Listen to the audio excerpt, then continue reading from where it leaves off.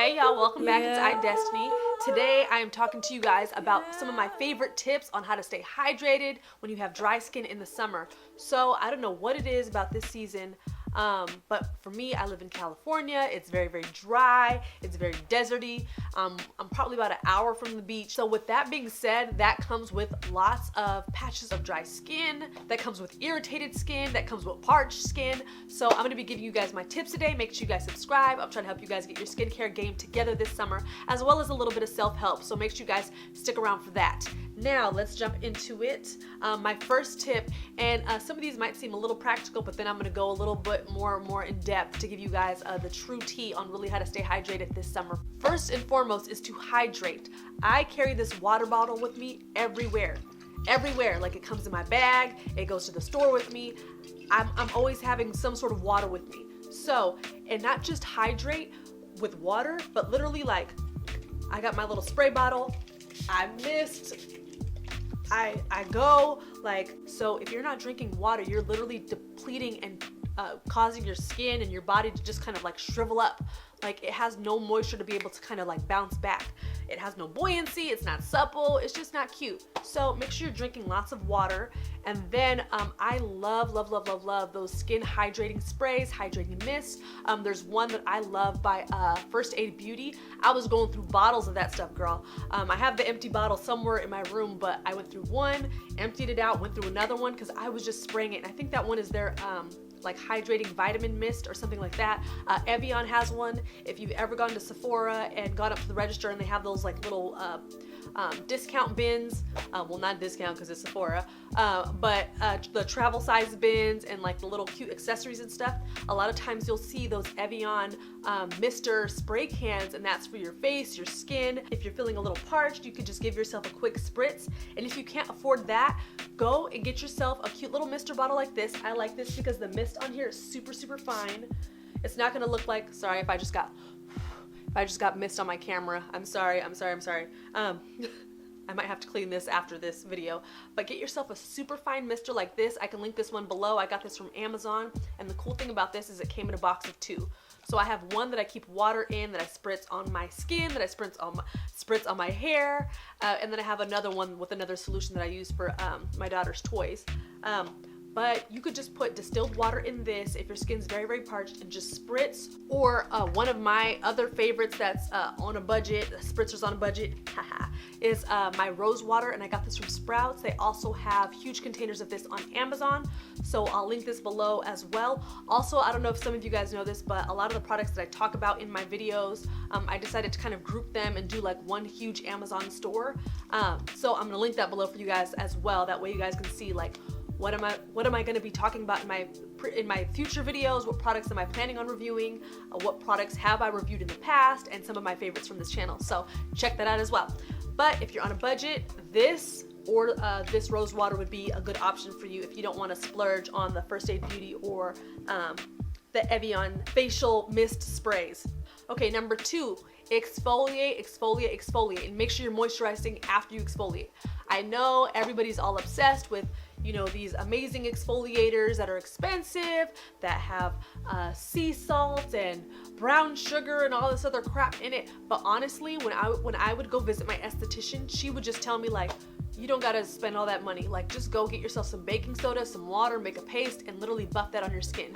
Because with baking soda, the granules are so powder fine that when you exfoliate your skin with them, it actually kind of buffs it and polishes your skin versus like digging into your skin and actually ripping it, which a lot of the granules on a lot of these masks and stuff it's too thick. The granules are too big. They're actually putting marks and dents in your skin. So really just do that. It's really cheap. You can get like a box of it for like $1 and some change from your local grocery store or a superstore or wherever. I usually just get a huge tub from, what's the name of the store? Some regular grocery store or whatever, but I just get like the huge bin because we literally just go through it in over the course of like a couple of months. So I think that huge tub is like maybe $4, but I use it like all the time. I use it for shampoo, I use it on my face, my neck, my shoulders, all of that. So just invest in that. It's way cheaper, and you're gonna get better results. You're gonna notice your skin actually kind of like radiates. It's gonna have a nice glow. It's gonna be dewy, and it's gonna absorb whatever moisturizers you put in like that. So love that, as well as I love, I don't know if any of you have ever been to those K-spas, but a lot of times they'll let you keep the little like scrubber mitts that they use on you. So I have one from a K-spa, and after I finish exfoliating, I just throw it in the wash, reuse it, better for the environment. But it's just great to have that on hand to be able to scrub yourself and exfoliate like once a week or once every other week. And then I have a softer mitt that I can use to actually like cleanse and kind of buff my skin. And it's a little bit softer, but it does slightly exfoliate because it is kind of like the same material as a slightly rough washcloth. So absolutely love that. I think I got that from Sprouts, but you can find them on Amazon. You can find them online for super cheap. You can probably find them at Walmart. Like, honestly, super simple, but it's just nice to be able to kind of maintain that, because one, I noticed that when I was exfoliating, again, same thing as with my face, my moisturizers, my lotions were absorbing amazingly, as well as the fact that I noticed that I used less because I wasn't just trying to slather myself to feel moisturized. Like my skin, I had stripped off all kind of like the gunk, because you don't realize it when you're adding on lotions and creams and all this kind of stuff. It kind of leaves a light film on your skin that when you're using a regular loofah, I found it really wasn't scrubbing me the way that I want it to be scrubbed, and it wasn't getting those layers off. So when you're using these exfoliating mitts and scrubs and stuff, you really can see like it almost looks like your skin's peeling off, but a lot of times it's kind of the coating from a lot of the products that you're using. And this brings me to our next point, is do not use lotions, creams, moisturizers with petroleum or with mineral oil. If you are still doing that, you are killing your skin. You're literally like suffocating it. So I don't know if you guys remember, but back in the day when all of our moms were doing candlelight parties and Tupperware parties and all that kind of stuff, there was a makeup, was it a makeup company? No, it was a skincare company. I can't remember the name of it, but my mom used to drag me to, a few of their little events and parties. And I remember one of the ladies was telling me it was like more of a high-end brand. They had like a lot more natural ingredients in their products. And she was telling me that when you use products that have mineral oil, petroleum, those really heavy, crude, dense oils, it's literally the equivalent of you taking saran wrap and wrapping your skin and then drenching it in oil, because it literally clogs your pores, and the product itself is not thin enough for your pores to actually be able to absorb it and use those nutrients. So you pretty much just suffocate your skin, and then you just look like a grease ball. So stop using it. Like, honestly, we are in 2019. We know so much more about the planet. We know so much more about, these products and the ingredients that they put in them.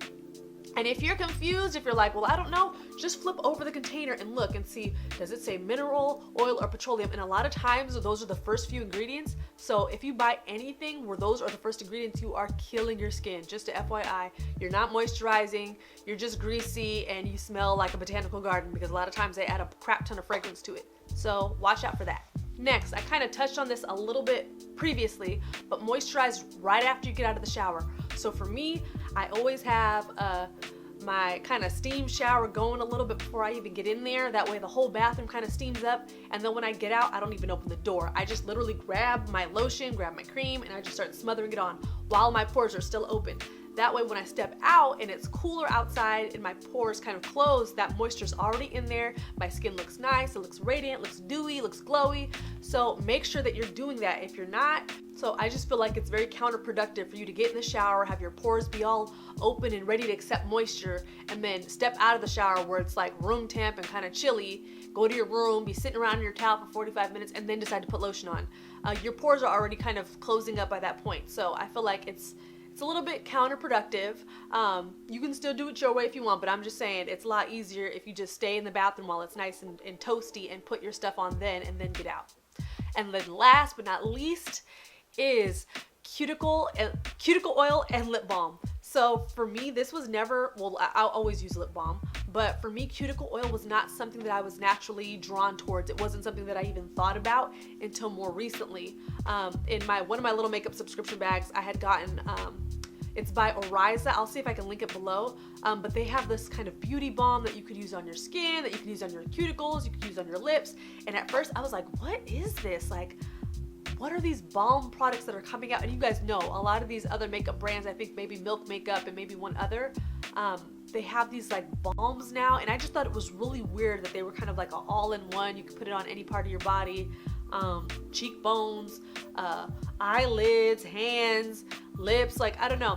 But I ended up really loving it for my cuticles. So I would have it right at my bedside, and right before I go to bed, I just get, you know, 1 or 2 drops of that and just massage it in. And my nails have been looking so much more healthy, so much more glowy and lively, which is kind of weird to say about nails, but hey, like they don't look as like brittle and decrepit and or deprived of moisture. And then I was also using it as a lip balm. Make sure again you're getting a lip balm that does not have mineral oil or petroleum in it. It's not absorbing into your lips. How many times have you continued to add on layer after layer after layer of chapstick and you just still feel like your lips are deprived and parched? That is why, is because your lips aren't able to absorb any of that moisture. So also, this is a pro tip. I absolutely love doing this. If it's really hot outside, very dry, I love to actually layer my lip products and not just like, oh, I got my lip balm and my lipstick. But no, I'll get like a very thin, fine oil, like maybe a jojoba oil, and I'll add that on, and then I'll put my lip balm over that. So it really kind of gives my lips a chance to absorb that lighter oil, and then to kind of seal that in with the thicker lip balm or thicker oil. So that is a pro tip for some of you, and that's before even any other lip products. Or maybe if I'm just going for something a little bit more natural, maybe I'll do the jojoba oil underneath and then do my lip gloss or whatever over that to kind of seal it in and give me like that beautiful look. So those are my tips on how to stay hydrated this summer when you have dry skin, or just for the rest of us in general. So make sure you guys subscribe and like this video if you want to see more. I'll be posting more as usual. Make sure to do well and be well, and I'll see y'all later. Bye.